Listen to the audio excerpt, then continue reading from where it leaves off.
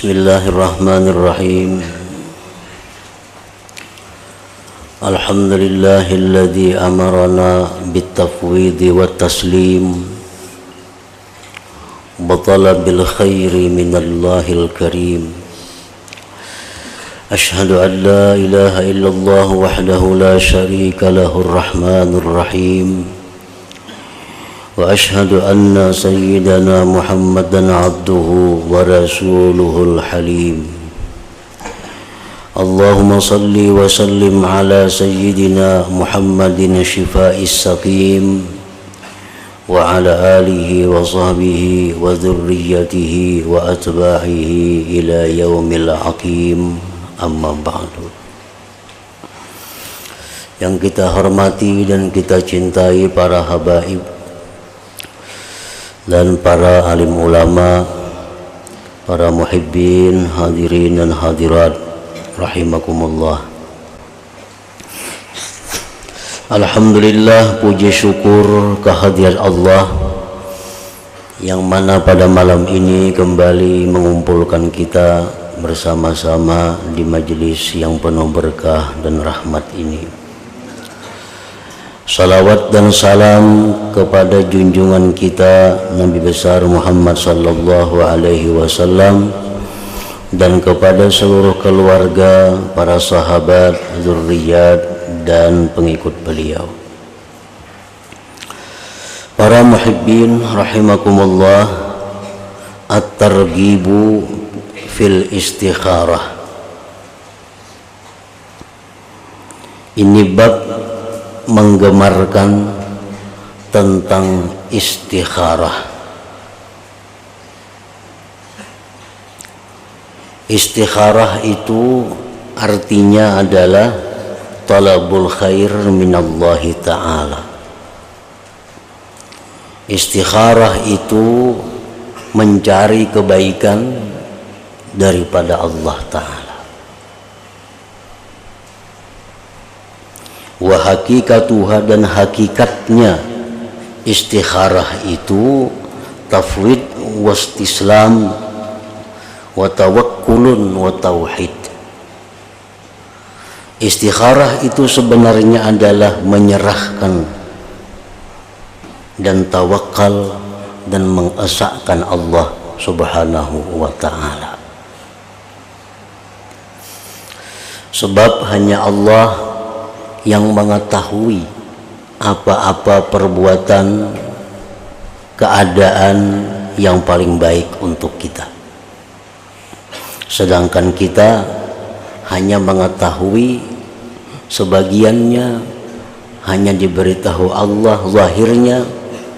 Kadang-kadang perbuatan atau keadaan itu adalah merupakan sesuatu yang tidak baik pada kita akibatnya. Nah, oleh karena itu Rasulullah sallallahu alaihi wasallam menyuruh kita untuk istikharah, untuk minta pilihkan yang baik kepada Allah Subhanahu wa ta'ala. An Jabirin radhiyallahu anhu qala kana Rasulullah sallallahu alaihi wasallam yu'allimunal istikharata fil umur kulliha kama yu'allimunas surata minal Qur'an. Adalah Rasulullah sallallahu alaihi wasallam mengajarkan kepada kami akan istikharah pada perkara-perkara seluruhnya. Maksudnya adalah perkara-perkara yang mubah, perkara-perkara yang boleh. Jadi istikharah ini hanya berlaku untuk perkara yang boleh. Kalau perkara yang wajib, perkara yang sunat, itu kada perlu istikharah. Karena itu sudah nyata baiknya, sudah nyata manfaatnya.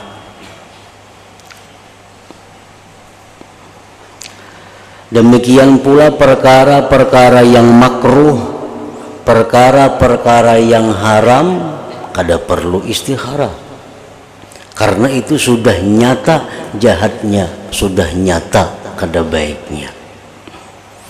Nah, tinggal lagi yang mana kita disuruh istikharah itu adalah perkara-perkara yang boleh, karena yang boleh itu bisa berakibat kepada baik, yang boleh itu bisa berakibat kepada yang tidak baik.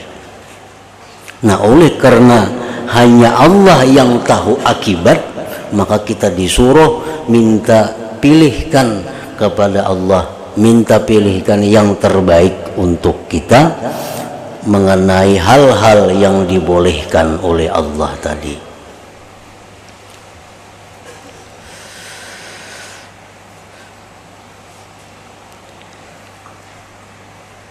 Rasulullah sallallahu alaihi wasallam mengajarkan kami istikharah pada perkara-perkara seluruhnya, sebagaimana beliau mengajarkan kepada kami tentang surah daripada Al-Quran. Yaqulu, beliau bersabda, idza hamma ahadukum fil amri, apabila mengingini salah seorang kamu pada suatu perkara, kita hendak sesuatu, umpamanya hendak berdagang, hendak berusaha. Berusaha itu namanya yang bagus, bahumakah, bedagangkah. Nah, itu semuaan perkara-perkara yang dibolehkan. Bertani dibolehkan, beternak dibolehkan, berdagang dibolehkan. Lalu untuk kita ini nang mana nang baik antara itu? Apakah bagus berdagang? Apakah bagus bertani? Apakah bagus beternak? Apakah bagus apa-apa yang boleh usaha itu?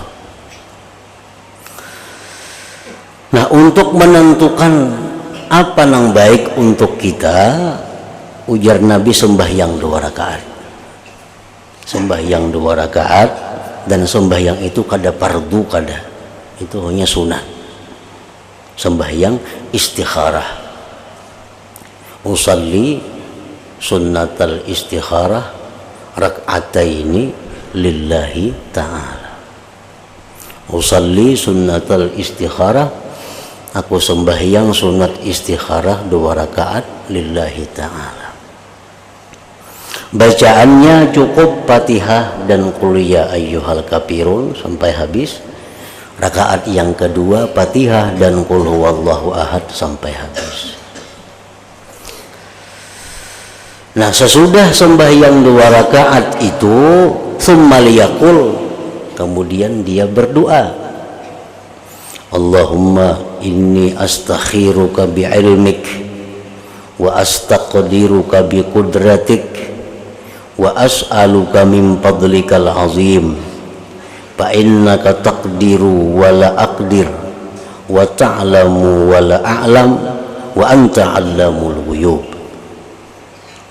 Allahumma in kunta ta'lam anna hadzal amra khairun li fi dini wa ma'ashi wa akibati amri aw qal ajili amri wa ajili faqdurhu li wa yassirhu li wa in kunta ta'lamu anna hadzal amra syarrun li fi dini wa ma'ashi wa akibati amri aw qala nabi ajili amri wa ajili fasrifhu anni wasrifni anhu waqdur lil khaira haitsu kan thumma raddini bih. Qala wa yusammi hajatah.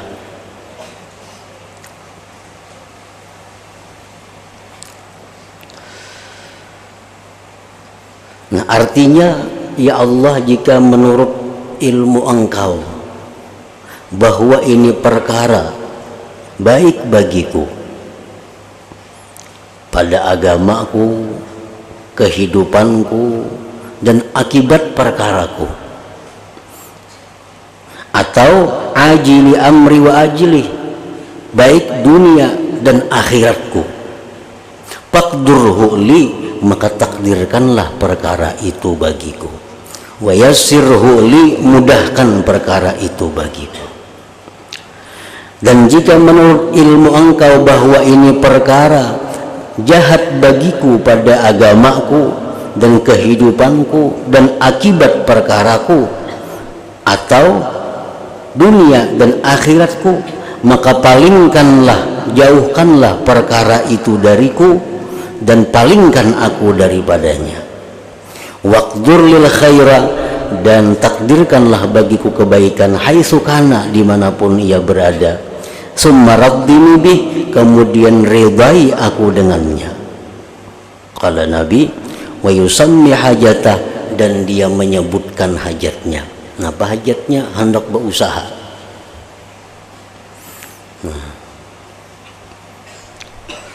Lalu di situ apa yang timbul dalam hati kita? Hendak berusaha apa? Bila timbul, sesudah timbul dalam hati berdagang, nah berarti berdagang itu yang bagus. Bila timbul dalam hati itu bertani, maka bertani itu yang bagus. Bila timbul dalam hati beternak, berarti beternak itu yang bagus untuk kita. Para muhibbin rahimakumullah, itulah sembahyang istikharah tadi. Rasulullah sallallahu alaihi wasallam bersabda, la khaba man istakhar wa la nadima man istashar. Ma khaba man istakhar wa la nadima man istashar. Artinya, ujar Nabi, tidak akan rugi orang yang istikharah itu.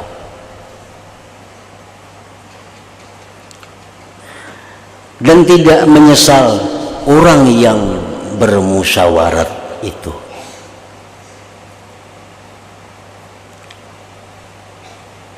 Karena kedua-duanya itu adalah perintah Allah di dalam mengambil satu keputusan, imma salat istikharah atau bermusyawarah.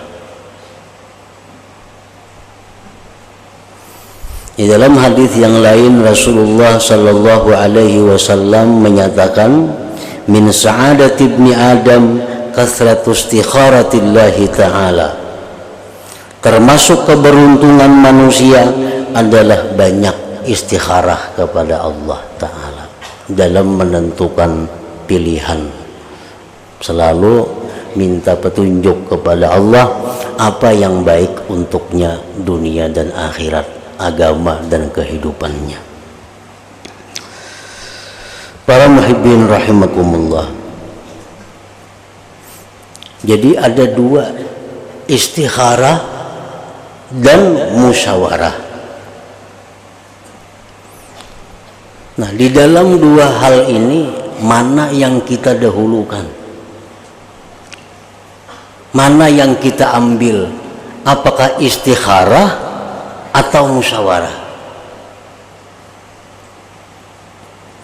Di dalam kitab Syarah Riyadhus Shalihin disebutkan, wa qad ikhtalafa al-ulama 'alal muqaddam al-masyurah awil istikharah. Khilaf ulama mana yang didahulukan, musyawarat atau istikharah. Kita misalnya hendak berdagang bahuma atau beternak, nah mana yang baik? Bertukar pendapat kalawan orang nang ahlinya dulu atau istikharah kan yang kita dahulukan. Nah, itu ulama berbeda pendapat.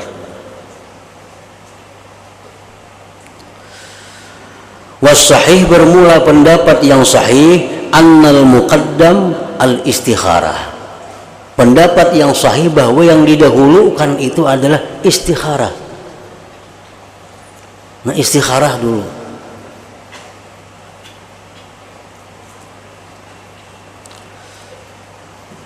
Faqaddim awalan al-istikharata liqaulin Nabi sallallahu alaihi wasallam idza hamma ahadukum bil amri falyusalli. Dahulukanlah istikharah itu karena sabda Nabi, bila mengingini salah seorang kamu dengan sesuatu maka sembahyang. Nah, istikharah dulu.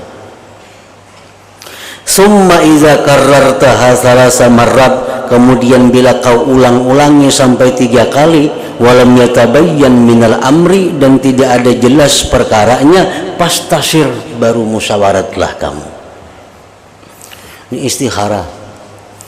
Sekali istikharah kadada juga nang timbul di hati nang mana.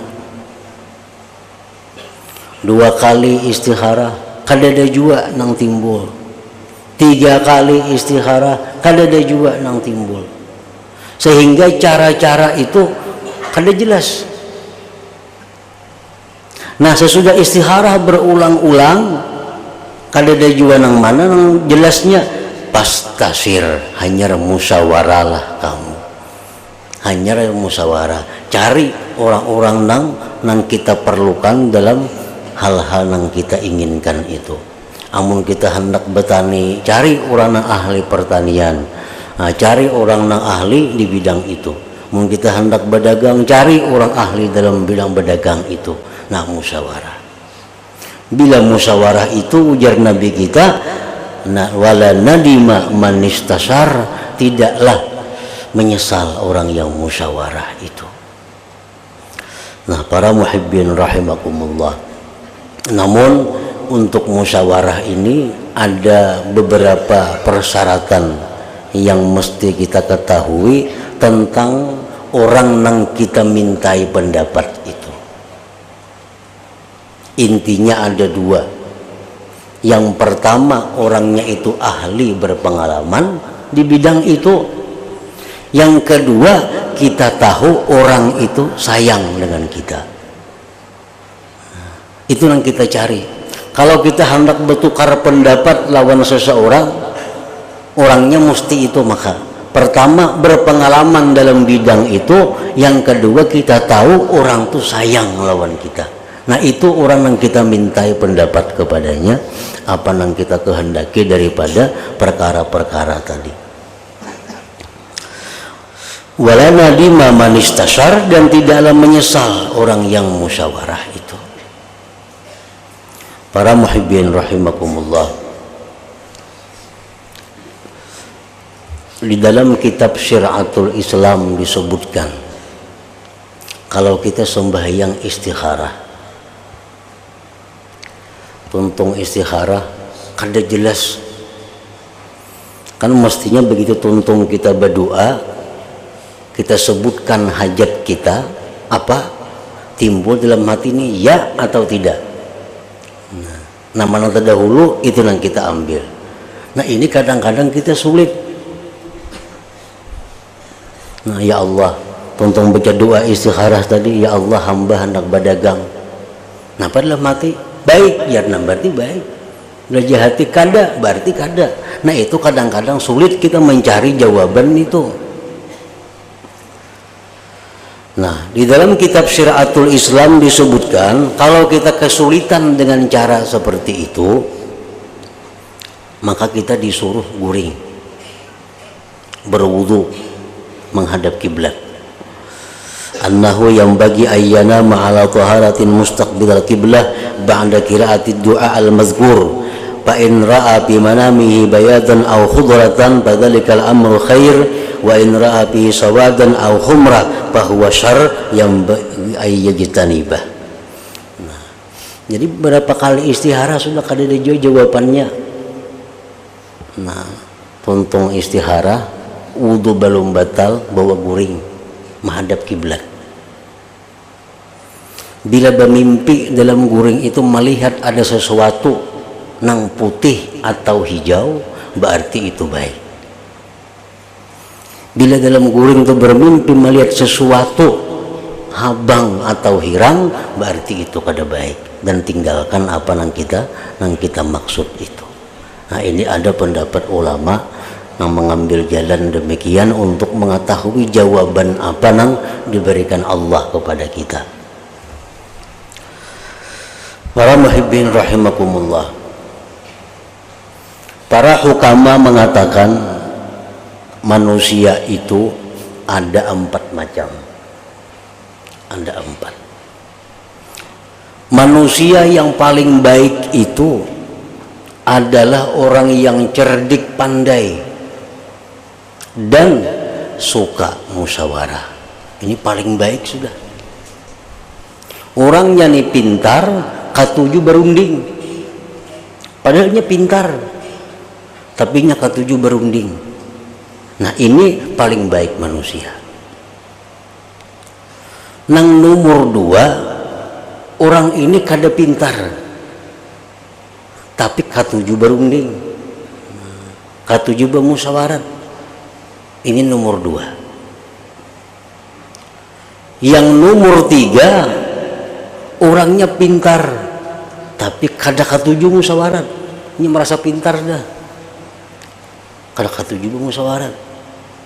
Nang keempat, orangnya kada tapi pintar, kada katuju bermusyawarah. Nah,